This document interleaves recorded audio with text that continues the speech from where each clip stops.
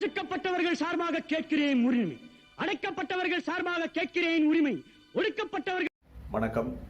தொடர்ந்து பேச்சுரிமை சேனலோடு இணைந்து பயணித்துக் கொண்டிருக்கின்ற நண்பர்கள் அனைவரையும் வரவேற்கிறேன். மீண்டும் சவுக்கு சங்கர் மற்றும் அவருடைய தோழர் ஃபெலிக்ஸ் அவர்களை பற்றி தான் பேசப் போகிறோம். ஏன்னா இந்த சமூக வலைதளம் என்பது கட்டுப்பாடு இல்லாமல் சுதந்திரமாக இயங்குகின்ற ஒரு ஊடகம். இதில் இந்த மாதிரி பிளாக் மெயிலர்கள்லாம் வந்து பல வருடங்களாக பிளாக்மெயில் பண்ணியிருக்காங்க. இவர்களை எல்லாம் அடிக்கடி பேசி இவர்களை அம்பலப்படுத்தி கொண்டே இருக்க வேண்டும், இல்லாவிட்டால் மறந்து போய்விடும். மீண்டும் உத்தமர்களாக இவர்கள் வேடம் புனைந்து விடுவார்கள். அதனால்தான் அவங்களை பற்றி அடிக்கடி பேசி மக்களுக்கு நினைவுபடுத்த வேண்டியிருக்கிறது. இப்போ இவரை ஃபெலிக்ஸையும் உள்ள தூக்கி வச்சுட்டாங்க. நாம் கேட்குற கேள்வி, இந்த சவுக்கு சங்கருக்கு அவருடைய பையன், அவர் பெற்ற பிள்ளை, முதல் மனைவிக்கு பிறந்த மகனுக்கு கோர்ட் வரைக்கும் போயிட்டாங்க. ஒரு 2000 ரூபாய் மாதம் கொடுக்கறதுக்கு வக்கில்லைன்ட்டார். 2000 ரூபாய் மாதம் உதவித்தொகை, சாப்பாட்டு தொகை கொடுப்பதற்கு வக்கில்லை. ஆனால் கஞ்சா குடிக்கிறதுக்கு அவருக்கு பணம் இருக்கு. அதான் ஆபீஸ்ல இருந்து அள்ளியிருக்காங்களே அவ்வளவு. அதாவது கஞ்சா தூளை சிகரெட்டுக்குள்ள திணிச்சே வச்சிருக்காங்க. அதுக்கு ஒரு ஆள் வேலைக்கு, அதாவது இவருடைய சிகரெட்டு தூளை உதிர்த்து விட்டு, ஒரிஜினல் சிகரெட் தூளை உதிர்த்துட்டு கஞ்சா தூளை உள்ளுக்க வச்சு அடைச்சு பேக் பண்ணி வைக்கிறதுக்கு ஒரு ஆள் சம்பளம் கொடுத்து வச்சிருக்காருங்க. அதெல்லாம் இப்போ வரும், கோர்ட்டில் வரும். அதெல்லாம் வரப்போகுது, கோர்ட்டில் வரப்போகிறது. அந்த சாட்சிகளை எல்லாம் ப்ரொடியூஸ் பண்ணும்போது நாரி போயிடும். நம்ம என்ன கேட்குறோம்னா, இந்த பிளாக்மெயில் சங்கர், சவுக்கு சங்கர் என்பதை விட பிளாக்மெயில் சங்கரும் பிளாக்மெயில் ஃபெலிக்ஸும், உண்மையிலேயே இவங்களுக்கு மக்கள் மேல் அக்கறை இருந்தால், ஊழல் எதிர்ப்பு மேல் அக்கறை இருந்தால், எந்த நிறுவனத்தின் மீதாவது ஒரு வழக்கு தொடர்ந்திருக்கிறார்களா என்பதுதான் நாம் வைக்கிற கேள்வி. அறப்போர் இயக்கம்னு ஒன்று இருக்கு. தோழர் ஜெயராமன் அவர் எத்தனை வழக்குகளை நடத்திக்கிட்டு இருக்கார்.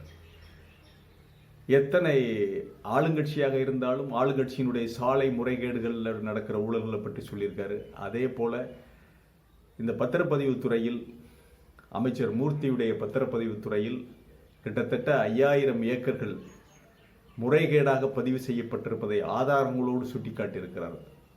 ஆளுங்கட்சி என்பதற்காக அவர் விட்டு வைக்கல. அதே சமயம் நயினார் நாகேந்திரன் அபகரித்த 100 கோடி ரூபாய் பெருமானம் உள்ள ஒரு சொத்து, சென்னையில் இருக்கிற சொத்து, அதை எதிர்த்து அவர் வழக்கே போட்டிருக்காங்க. இந்த மாதிரி சரியான ஆதாரம் கிடைத்தால் அறப்போர் இயக்கம் உடனடியாக பொதுநல வழக்கு போட்டு விடுகிறார்கள். அதே போல பாப்பா மோகன் அவர்கள், இந்த தள்ளாத வயதில் அவர் வீட்டில் ஓய்வெடுக்கலாம், இல்லை அவர் அந்த ஒரு ஆணவ படுகொலை செய்யப்பட்ட தம்பிக்கு அவருக்கு நியாயம் கிடைக்க செய்தார்.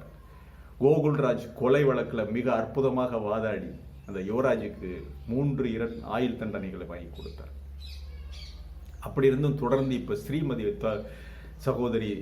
சகோதரி என்று சொல்வதை விட நம்முடைய பெற்ற மகள் போல ஸ்ரீமதியினுடைய வழக்கில் அவர் முன்னின்று போராடிக்கிட்டு இருக்கார். அந்த ஸ்ரீமதியை இவர் என்ன சொன்னார், அந்த ஸ்ரீமதியுடைய தாயார ஃபெலிக்ஸும் இந்த சவுக்கு சங்கரும் சேர்ந்து, இந்த பிளாக்மெயில் சங்கரும் சேர்ந்து எப்படியெல்லாம் இழிவுபடுத்தினார்கள், எப்படியெல்லாம். இப்போதான் பணம் வாங்கிட்டதா அந்த பையன் பிரதீப் சொல்லிட்டான்ல, சவுக்கு சங்கருடைய உதவியாளர். இப்போதான் எல்லாம் வெட்ட வெளிச்சத்துக்கு வந்துருச்சுல்ல. நாம என்ன கேட்கிறோம்னா, நீ எந்த நிறுவனத்தின் மீதாவது வழக்கு போட்டிருக்கிறியா? 1000 குற்றச்சாட்டுகளை சொல்லி இருக்கிறார். ஸ்டாலின் அரசு மேல் தினமும் ஒரு குற்றச்சாட்டு, தினம் ஒரு லஞ்ச ஊழல் புகார் குற்றச்சாட்டை அடுக்கிக்கிட்டே போறாரு. சரி, அது தொடர்பாக, அந்த குற்றச்சாட்டு தொடர்பாக எங்கேயாவது பொதுநல வழக்கு போட்டு கோர்ட் படியேறி போய் நீங்க பொதுநல வழக்கு போட்டிருக்காங்களா? இவங்க போட மாட்டாங்க. ஜி ஸ்கொயரை பற்றி பக்கமாக பேசினார். ஜி ஸ்கொயரை பற்றி நீங்க பொதுநல வழக்கு போட்டீங்களா? மக்களுக்கு நிவாரணம் வேண்டும், அரசுக்கு நிவாரணம் வேண்டும், அரசனுடைய சொத்தை கொள்ளையடிச்சிட்டாங்கன்னு பொதுநல வழக்கு எந்த கம்பெனியை பற்றி பேசினாலும் அந்த கம்பெனி பற்றி ஒரு பொதுநல வழக்கு போட்டிருக்காங்களான்னா கிடையாது, போட மாட்டாங்க. பேசி பிளாக்மெயில் பண்ணி காசு வாங்குறதுக்கு மட்டும்தான், பணம் வாங்குவதற்கு மட்டும் இந்த சவுக்கு மீடியாவை பயன்படுத்துகிறது, ரெட்ஃபிளிக்ஸ் மீடியாவை பயன்படுத்துகிறது. ஆகவே இவர்களுக்கு பெயர் சமூக ஊடகங்களில் ரெட்ஃபிளிக்ஸ் இல்லை, பிளாக்மெயில் பிளிக்ஸ்னு வச்சிட வேண்டியதா. சவுக்கு மீடியா என்பதை விட பிளாக்மெயில் மீடியா தான் உங்களுடைய மீடியா. இவங்க என்ன செய்யறாங்கன்னா, அறப்போர் இயக்கம், பாப்பா மோகன் மற்றும் சேலம் விவசாயிகளுக்காக போராடிய தலித் பிரவீனா போன்ற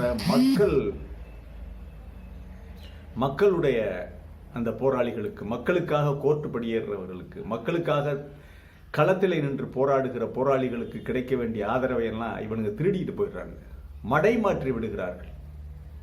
இவர்கள் மடைமாற்றி கொண்டு போய் தாங்கள் தான் இந்த நாட்டில் போராட பிறந்தவர்கள், நாங்கள் சொன்னால் அது ஊழல், நாங்கள் சொன்னால் இவங்க தான் முத்திரை குத்துறது மாதிரி, இவன் நல்லவன், இவன் கெட்டவன், இவன் அயோக்கியன்னு இவர்கிட்ட சர்டிஃபிகேட் வாங்கிட்டு போகணும் சவுக்கு சங்கர்கிட்டையும் பெலிக்ஸ்கிட்டையும்.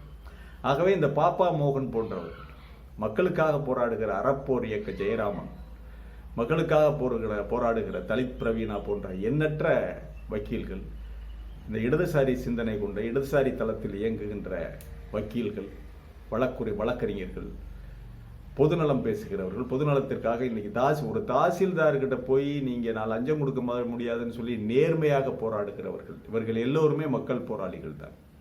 ஆர்டி போட்டு மக்களுக்காக ஆர்டி போட்டு தகவல் அறியும் உரிமை சட்டத்தில் எடுத்து கொடுத்து சட்ட விளக்கங்களை சொல்லிக் கொடுத்து போராடுவதற்கு மக்களுக்கு பின்னணியில நிற்கின்ற இவர்களில் போராளிகளா, ஏதாவது ஒரு நிறுவனத்தை பத்தி பேசிவிட்டு மணல் மாப்பியாங்க வேண்டியது, மறுநாளே அவனை இங்க அலுவலகத்துக்கு வரவழைக்க வேண்டியது, G2 வேண்டியது, அப்புறம் G2 கிட்ட இருந்து போய் வாங்கிட்டு வர வேண்டியது.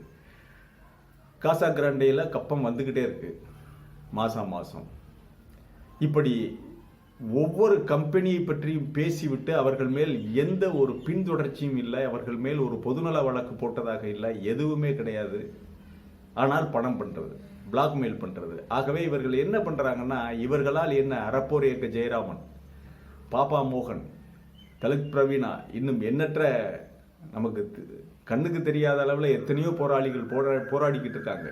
அவர்களுக்கெல்லாம் கிடைக்க வேண்டிய மக்கள் ஆதரவை தட்டி பறித்து வழிப்பறி செய்கிற கும்பல் தான் இந்த பெலிக்ஸ் மற்றும் சவுக்கு சங்கர் கும்பல்.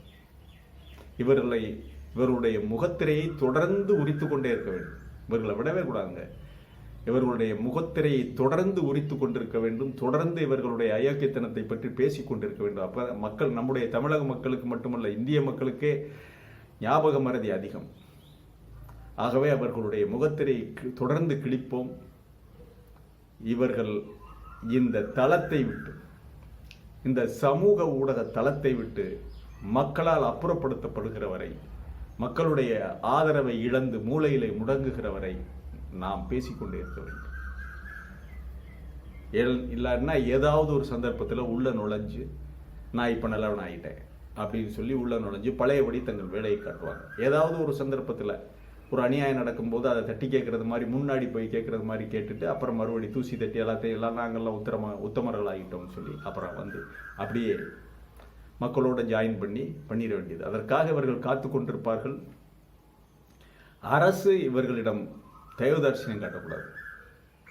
இவர்களை வெளியே விடுறதுல கோர்ட்டும் ஒரு தடவைக்கு 100 தடவை சிந்திக்க வேண்டும். அதே போல இவர்களுக்கு ஆதரவு கொடுத்தால் அது அஇஅதிமுகவுக்கு தான் ஆபத்தாக முடியும்.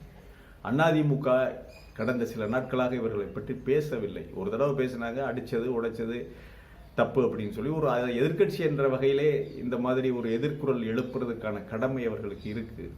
அதை சுட்டி காட்டத்தான் வேண்டும். அதுல தவறு ஒன்றும் கிடையாது. ஆனால் தொடர்ந்து இவருடைய செயல்களுக்கு வக்காலத்து வாங்கக்கூடாது, சரி என்று வாதிடக்கூடாது. ஒரு தடவை ஜெயிலில் போட்டாங்க, ஒரு யூடியூபருங்கிற முறையில் எதிர்ப்பை பதிவு செய்தது, அரசுக்கு எதிர்ப்பை பதிவு செய்ததோடு நிறுத்தி கொள்ள வேண்டும். அஇஅதிமுக இவர்களுக்கு ஆதரவை வழங்க ஆரம்பித்தால் அஇஅதிமுகவுக்கு தான் கெட்ட பெயர், காணாமல் போய்விடும். மீண்டும் ஒரு காணொளிகளை சந்திக்கிறேன். இது வாய்ஸ் ஆஃப் தமிழ் வழங்கும் பேச்சுரிமை சேனலை சப்ஸ்கிரைப் பண்ணிட்டு மறக்காம பெல் பட்டனை அழுத்துங்க. அப்போதான் நான் வெளியிடுகின்ற காணொளிகள் தொடர்ந்து உங்களை அடையும். கமெண்ட் செய்யுங்கள், ஷேர் செய்யுங்கள், பிடித்திருந்தால் லைக் செய்யுங்கள். நன்றி, வணக்கம்.